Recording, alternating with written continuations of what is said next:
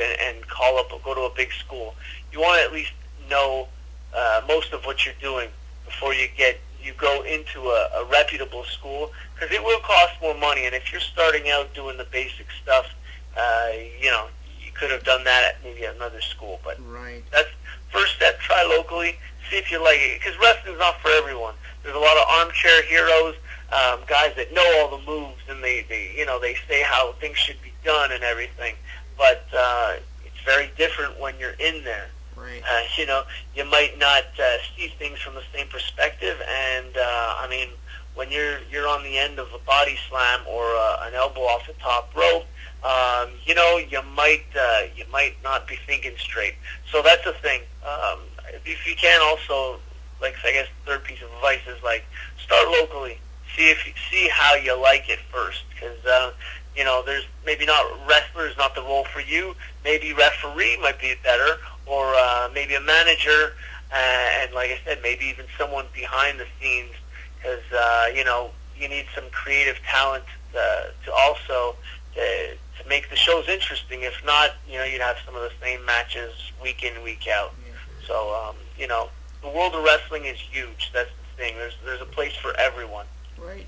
What about the fans? Do you enjoy responding with the fans and intermingling with them? Do you enjoy fan reaction? Well, that's one of the beauties, I have to say, with Facebook and MySpace. It gives wrestlers and fans a medium to get in touch with each other. And, sometimes it takes a little longer to respond to people. I mean, it depends on the caliber of the wrestler. So, like, I get to talk to my fans at least regularly, some of them that contact me. I mean, the girls is a waiting list. I go in priority of breast size, and then I tend to go on the good looks.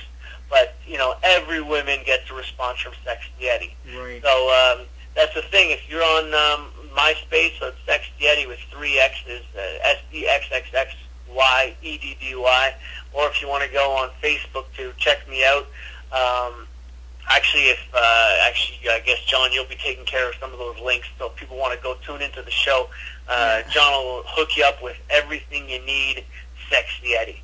Right, definitely. I'll throw them up there in our radio form, those links and everything. Now, the thing about MySpace and YouTube, one of the questions I have here for you, I find that a lot of people are posting this backyard wrestling stuff of people setting tables on fire and stuff, and using YouTube especially as an open forum for this. Do you agree with backyard wrestling, or do you condone it? I know a lot of people do. I myself condone this thing. You know what? It's always a toss-up. I mean, there's pros and cons. If I would have had, or I still don't know how to tape things and put it on YouTube, thanks to the great fans that I have, there's promos and videos that are there if people want to see of my matches. But if I would have known how to do that as a kid, I'm sure I would have used that too. I mean, whether you get 10 views or 10,000 views, people are watching what you're doing. And as a kid, I crave the attention. I love to be the showman. I love to be the clown. I love to be the center of attention. So with YouTube right now, what it gives the kids an opportunity is to have a possibly large audience to watch what they do. Now, like all wrestlers, we all started backyard wrestling because we didn't know any better. But I would recommend, because it doesn't end there. If you want to continue, at least, like I said, go to a reputable school with a good trainer, and then you'll be doing shows in front of bigger crowds. And the thing is, some kids, I know for backyard wrestling, they just want to do what they want to do. They maybe don't want to do like all the basics. They want to just do the hardcore deathmatch stuff. Now the thing is, like every magician, there's tricks to, when they saw the woman in half, she doesn't die and bleed on stage. Right. She's still alive. So the same goes with deathmatch wrestling. I mean, there's no smoke and mirrors. We are bleeding and giving a lot of ourselves, but we also try not to die. Now the thing is, when you see kids doing this, sometimes they'll do things and either miss their mark or they're a little bit, they might be careless with something, just to prevent injuries that can be lifelong. And then you know what? And some of the kids won't even get a chance to do more wrestling. So I mean, look, I'm known. I'll probably forever be known as the guy at Tournament of Death who burst an artery in a death match from light tubes and drank my own blood. But I like to also show the other aspect of myself, where I could do family shows, where I can do large shows like where there's thousands of people in the crowd, and that's the thing. If you just do backyard wrestling, you'll have a couple people in the neighborhood. But if you want to do something maybe more positive and affect more people, say continue on. It was tough too. There was one fan that sent me a link one time, and the little kid, I don't know, he's like maybe 14, 15. He's getting hit with his friend hitting him with a light tube on the back, and then you see the blood start coming out. But I noticed too, the guy, like, you know, it's fashion. He had his jean shorts pretty low, and you could see his underwear label. Now he had the same underwear that I use when I wrestle, the same Eve Martin wrestling underwear that I used. The logo was on there. So you know, you feel responsible for this because the kid obviously saw some match to me and was like, man, I want to try this.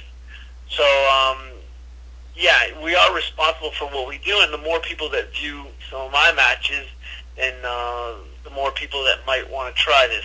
So all I can say is, please, fans, backyard wrestlers, just get a little basic training and stuff, because I know a couple kids that did this when they were young. They got severely scarred, and they quit pretty fast, or their parents made them quit when they had to bring them to the hospital to get stitched up. They said, you'll never watch wrestling again. Now, that's probably the biggest way to turn a kid off of wrestling is by a lifelong injury. So Right. do the long thing, do the right thing. You know, I've done a lot of stupid things, and I'm sure a lot of kids will still do stupid things no matter what we tell them. But if you can, after, like, get the proper training, and you know what, you'll go a lot farther, and a lot more people will see what you can do. Right. Which one of the three major promotions would you prefer if you had to pick one? WWE, TNA, or Ring of Honor? Now, I know Ring of Honor's been bumped out of their HD net deal. They're no longer on TV, so they're screwed. Which one of the three promotions would you prefer, and why? I guess this is the main answer. I prefer WWE. I'll tell you why, because their work schedule is a lot heavier than TNA or Ring of Honor. The audience, again, is a bigger audience. The wrestlers are bigger themselves. My best example is like when I remember the old ECW when they came into WWE to invade. You're watching the ECW guys and they all look big against each other, but then you saw them invade WWE and I was like, oh my God, like Rhino's a big guy, but then he was next to Kane, and you know, the size matters for wrestling fans. The bigger, the better. That's the thing. You got to be surreal. Like you got to be out of this world kind of thing. So the bigger they are, the more impressive they are for kids. So WWE, like I said, for the audience, and you know what? For the long list of divas, I mean, TNA has got some hot ass, if I can say that on the radio. It's got some hot women, but some of the girls in WWE, I would love to do damage to, and that's one of the big reasons I think that they're keeping Sexy Eddy on a low profile because of that. They're worried about all the divas getting pregnant. I mean, you know, what would you do after that? All right. Well, speaking in terms of the WWE Divas division, you mentioned Karma and working with Awesome Kong. What is she like? Is she really this intimidating person that they're making her out to be? I've heard a number of people commenting on her, but the way WWE are making her look out to be, is she really this intimidating, or? You know what? I was intimidated by her. I met her 2 times before I was on shows with her, so to get to wrestle her the 3rd time, at least I was a little more at ease. But you know what? Talking with this girl, and then once the music hits, she comes out of the curtain. Yeah, I lost my testicles. I was looking for them in the ring, and she is a big woman and she is all woman. Right. I wrestled can tell her, you right? that. You She had me up for her awesome bomb, sit-out power bomb, and I mean, I thought I could make her tap out with my balls in her face, but she slammed me down too fast before I could suffocate her, and yeah, so she was victorious in that one. So in other words, Kelly is pretty much dead, and we can expect a funeral for her within the next month, right? Yeah, that's sorry to say. You know, I wish you the best, and you know, before then, I wish her a lot of sex. Right. The thing is with her, the reason why Awesome Kong hasn't attacked her yet, I guess the reason why is because WWE are trying to figure out the right way to approach it. Because here's a girl that wasn't supposed to last 6 months in the inaugural feud with Karma and WWE. If she gets this awesome bomb move, she's dead. Yeah, no, or that, or there was, she's been hitting a lot of women I've seen as of late with, he called it on TNA, I think it was the Implant Buster. Yeah. So I don't know if they're going to maybe, if they called it by another name, maybe, I don't know.